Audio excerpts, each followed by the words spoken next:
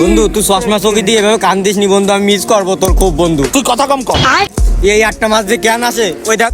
আমি ভালো হয়ে গেছি, রমজান মাসে কোনো আকাম কুকম হবে না। তো এই 11টা মাস আমার দিয়ে আকাম করাইছিস, এবার আর পারবি না। লাস্ট দিন ওই বৌদির কি দিয়ে কি দেখাই আমার মার খাওয়াইছিস।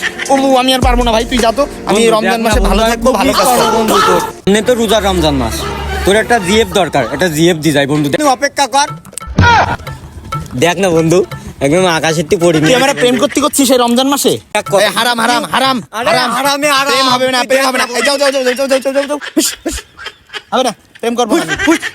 হ্যাঁ রোজা থাকবি না 30টা দিন আল্লাহর ইচ্ছায়। হ্যাঁ।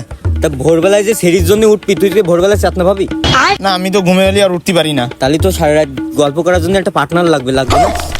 এই যে সারা রাত যাই থাকিস, ভোরবেলায় উঠবি, একটা সোহাবের কাজ দিচ্ছি বন্ধু, একটা পার্টনার ম্যানেজ করে দি না বন্ধু, দেখ না বন্ধু। না তুই যুক্তির কথা বলেছিস। আমার যদি রোজা থাকতে হয় তাহলে তো আমার সেরি খাতে হবে, আর সেরি খাতে হলে আমার জেগে থাকতে হবে। আমি তো ভালো চাই, চোখ বোঝ দেখ কি করি। তাহলে এই যে তোর সেরি পর্যন্ত জেগে থাকার পার্টনার না? তোমার নাম কি? মালিকা হামিরা। ও না, একদম জান্নাতি মেয়ে। আচ্ছা ঠিক আছে, আমার ডিউটি তো শেষ বন্ধু। ওকে। আমি তো 1 মাসের জন্য যাচ্ছি, কিন্তু আর এক শয়তান লাগাই দিয়েছি বন্ধু, ওটা বোঝ, সারা জীবন পাপ করাই মা।